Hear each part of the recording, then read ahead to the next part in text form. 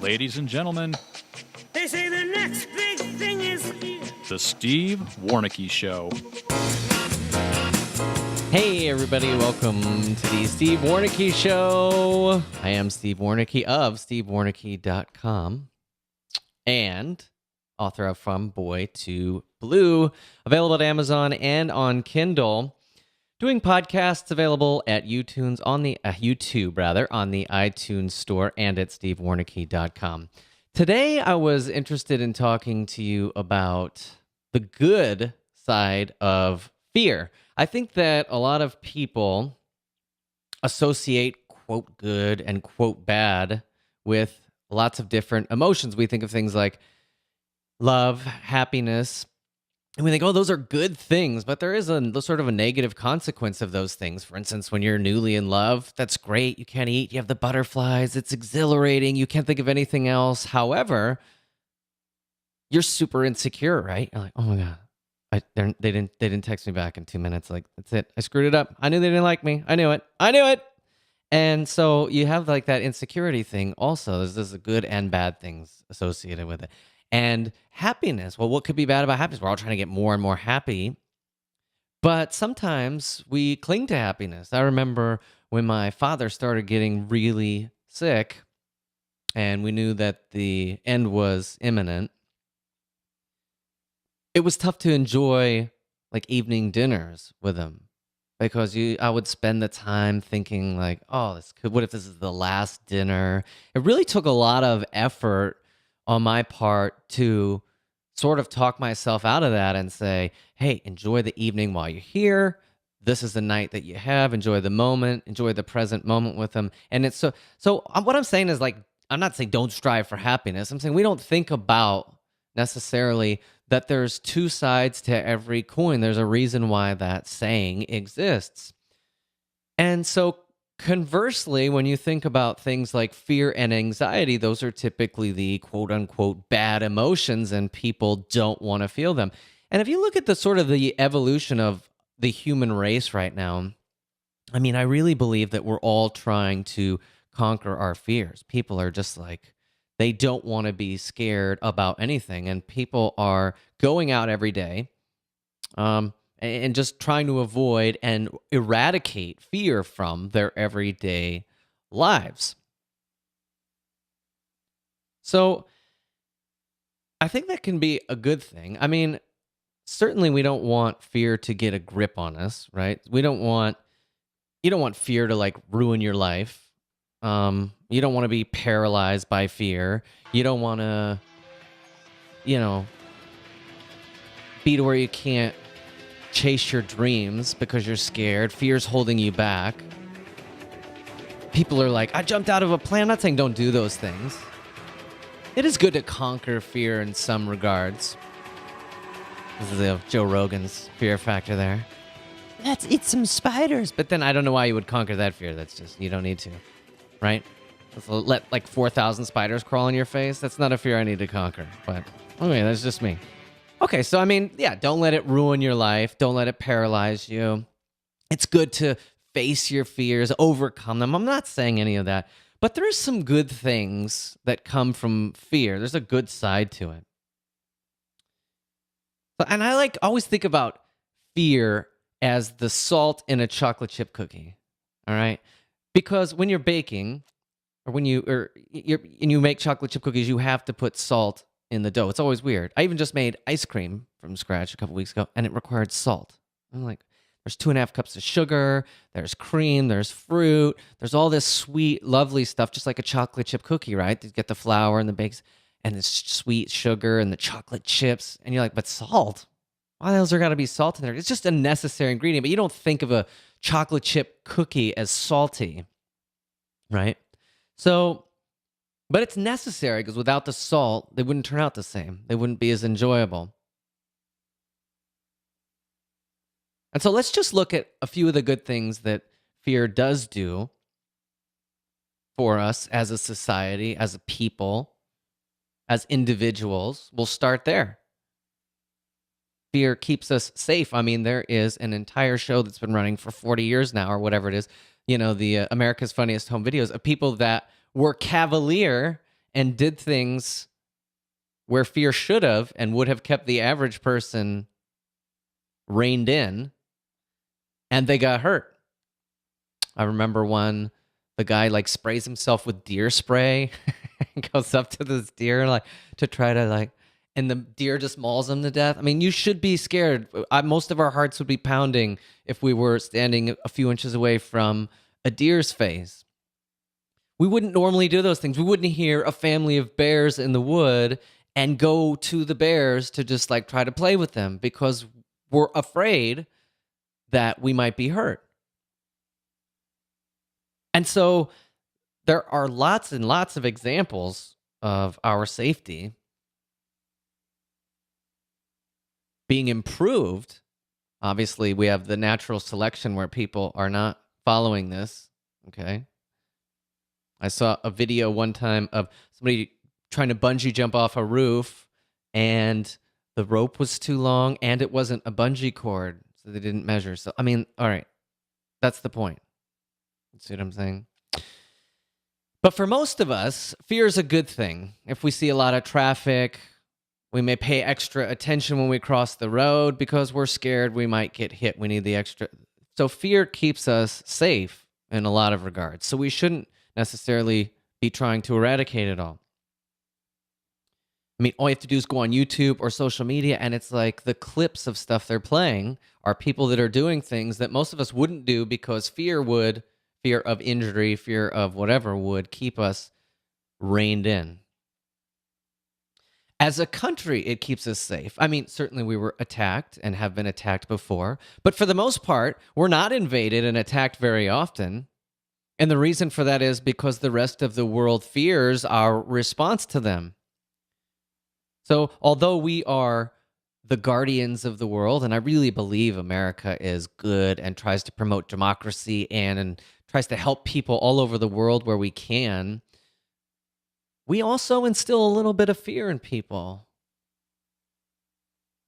And although it doesn't prevent every attack, I think we could all agree that certainly somebody would have tried to invade us, take us over, attack us if there wasn't that fear there.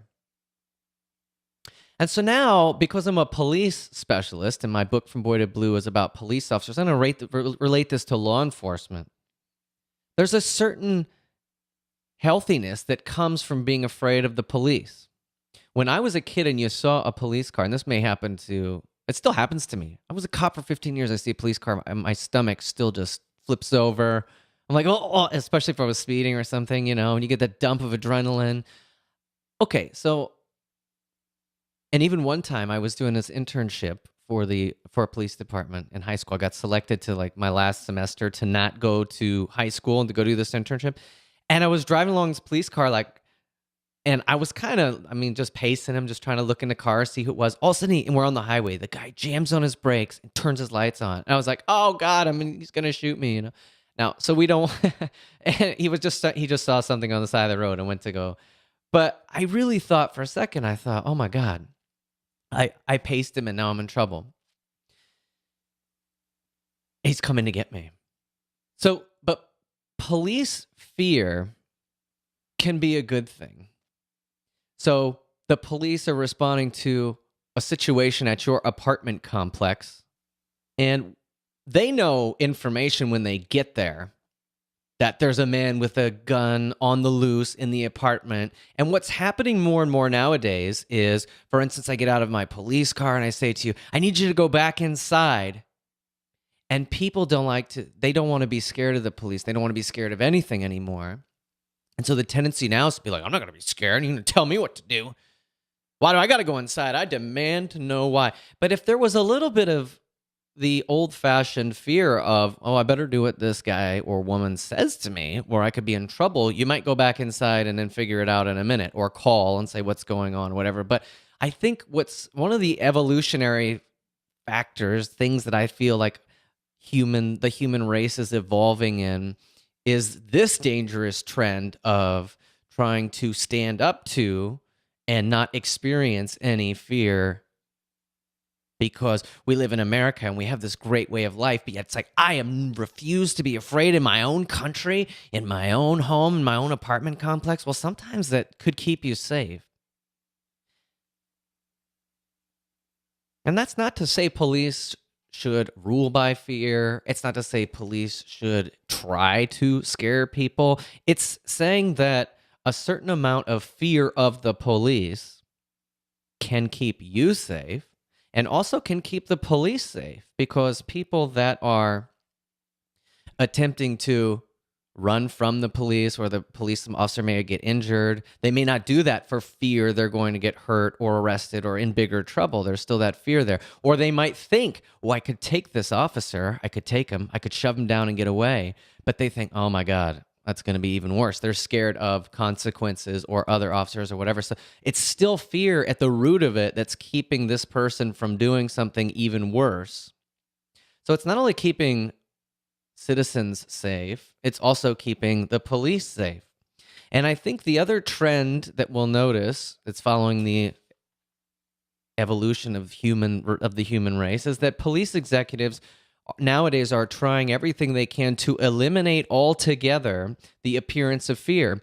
When we started the police department and there was a Super Bowl victory or a Stanley Cup victory or a riot situation downtown, the police were out there and they were intimidating, and people were like, ooh, when you see a line of 100 police officers with riot gear, face masks, helmet, pads, batons, tear gas, grenades, all that stuff, you're thinking, well, it's time to go home. You know what I mean? It's time to, let's get out of here. I don't need any of this shit, right?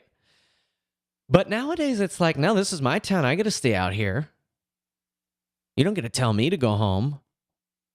This is my celebration. Well, it's getting dangerous. And what happened was police executives started to make decisions like all of the officers that were out, we had to hide.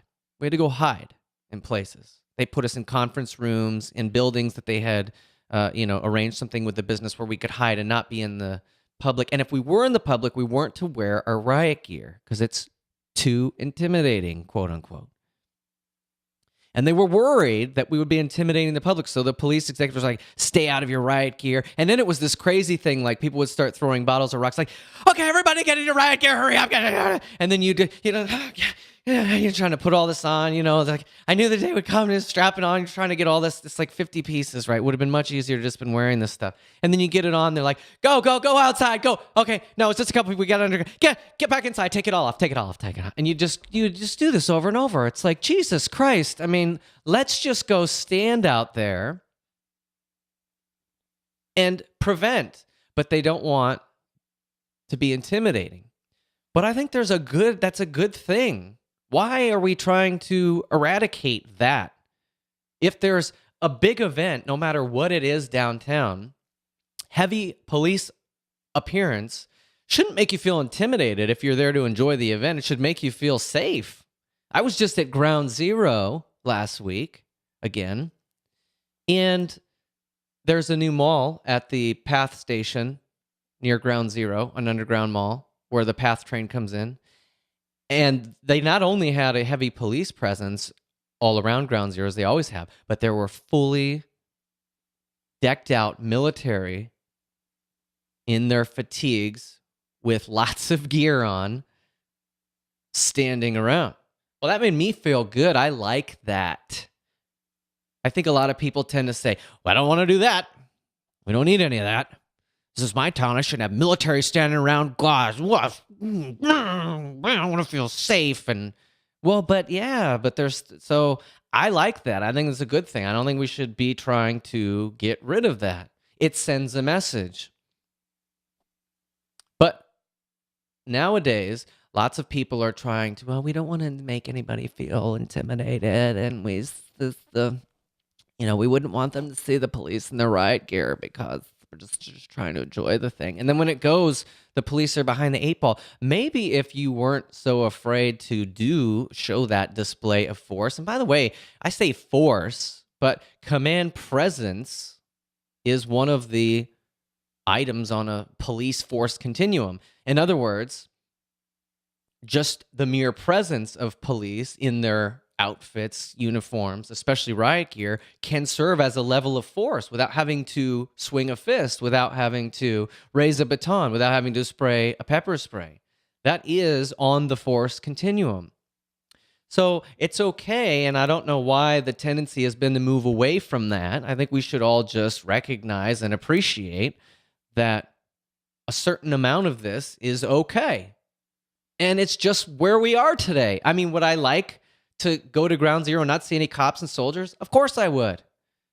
That'd be amazing.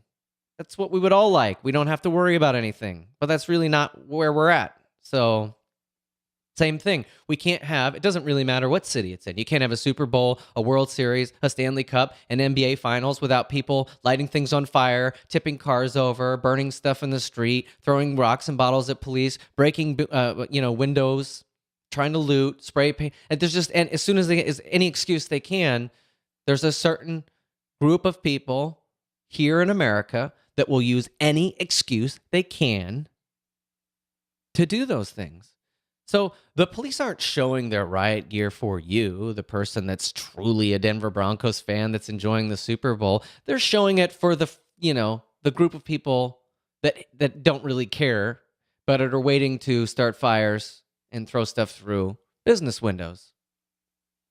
So rather than taking that as a personal affront, I think you should try to look at it the good side of fear. And it's my encouragement to police departments everywhere to try not to eliminate and eradicate this. You look at, and there has been a big push lately, and I was part of this with the Denver Police Department, to put the good work police are doing out every day. And a lot of that is like, man, I say touchy-feely, but they are touchy-feely police stories where officers are going around and they're doing great things. I'm not saying they shouldn't do these things, but they're doing great things like paying for, birthday parties of a girl who couldn't afford or something. That's cool and everything. But what that does is it creates an expectation that that's what the police are there to do. And I mean, that's great. The officer did that. It would be great if anybody did that. If there was a poor girl that couldn't have a birthday party and someone bought her a birthday party, that's lovely. But there's been this really big thing to make cops show the cops hugging people, playing basketball with everybody, and all that's really neat, but that's really not their main function. So I guess at the end of the day, what I'm trying to say is, I'm not advocating that we promote fear, that we increase fear, that we rule exclusively by fear. I'm arguing that we accept some fear and not try to eradicate it, because there's certainly a good side to it. So, anyway. Food for thought, right? Something interesting to think about, I think, and that's also what my entire book is about, From Boy to Blue, is talking about the other side of things and just getting people to think about this, because there's healing that needs to occur between police and the citizens. That's what I'm out there doing every day, and at stevewarneke.com. All right, everybody, thanks for your tuning in. Thanks for your subscribing. Thanks for your lovely support, emails, texts, followings, likings, all of it. I love you guys. Thanks. We'll see you next time.